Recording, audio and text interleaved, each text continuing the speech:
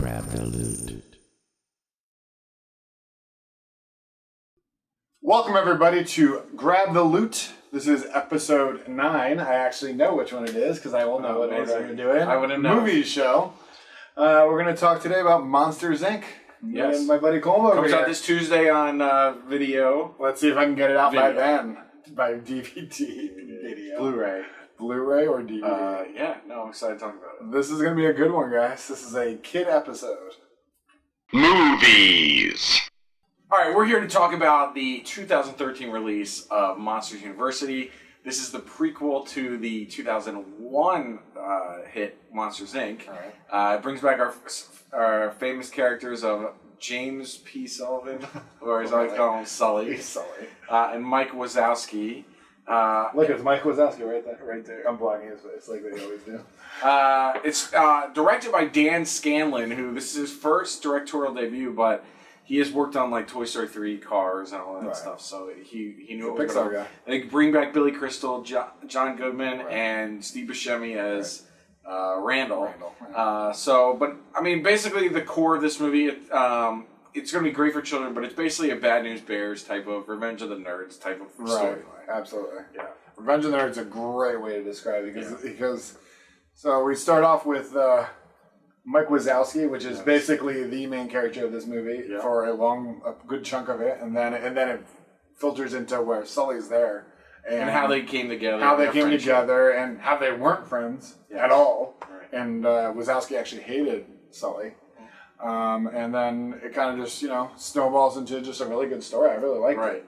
And it pretty much like stereotypes the Greek scene of the different fraternities and how they're all pretty much stereotyped as like the jock one, the nerd one, the smart one. And the sorority, like the hot sorority versus the not. That's the one with all the cliches are there, so you have that. It has a little bit of humor, I think, for adults that kids don't think of. Of course. But that's typical of almost any Disney movie in general. They always throw that in there and just know that the parents will enjoy it and the kids will miss it. Right. For taking kids, I think scary moments are pretty slim in that movie. Yeah, I mean, I think that movie in general, and I think the first, there's the scary scene when somebody scares Boo in the first one. Right. And that was like the scariest thing kind of in that movie. Mm-hmm. This one, it just kind of goes off that you're already under that impression that they're not that scary. They're trying to scare you, but they're not that actually scary. Exactly. And I think a kid would understand. You have like scary monsters, yet they're being portrayed as sort of silly and regular people. Yeah, more of them are. Yeah, they're more silly than they are like these serious, scary things. It's like they only scare when they're at work. Right. If they're like monsters actually aren't scary. They're that's just their persona that they play. Now I went back to the 2001 version because it was on TV the other day. That's the reason I went back.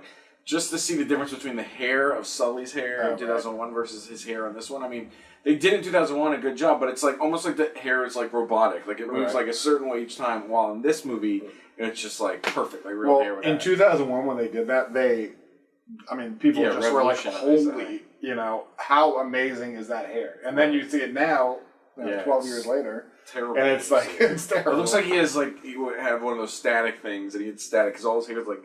Each one is perfectly there, and each one's perfectly animated. And I think they have like a randomizer effect that makes it do it. Which is great, Yeah, so this movie also like outperformed the first movie. The first movie made like $500 million, and this made $700 million. Wow.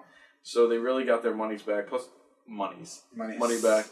So yeah, I think now, since they've done the prequel and they've done the middle, I think the only thing they can do next if they go back is to do something in the future. Right, with a laugh. Where they use laughs. Right, laughs instead. Yeah. No, I think, you could do some kind of in-between of the two movies, but I think that they would have to if they're going to make a third Jump to the Future where Boo is now running the show, maybe. Right. So. But yeah, I highly recommend it. I mean, I have a 2-year-old, and he was able to sit through that no problem at all. It didn't have any scene that he worried about. Yeah, and I have a 3.5-year-old, and she actually went to the movie and saw this at the theater, and she loved it. She actually was able to say it grips you. It's a good story even for an adult, and it's a definite watch. Yeah, if you like the first. So definitely Redbox it. I don't think you can stream it yet, but maybe you can. Sometimes you can. Netflix, Netflix, maybe Redbox. Thank you for watching today. I want to thank everyone for subscribing to the show. And if you see us tweet about the show being released, you should retweet it too. Yeah, help us out. Yeah. So you follow me on Twitter at Culmination. At SA51, or follow the show at Grab the Loot. I always forget that one. GrabTheLoot.com, where you can directly go to our YouTube page and subscribe. We've been stuck on 22. 22 is not a big number. Not a big number. We need some help. Put the word out. All right, thank you all, and go grab the loot. Grab it.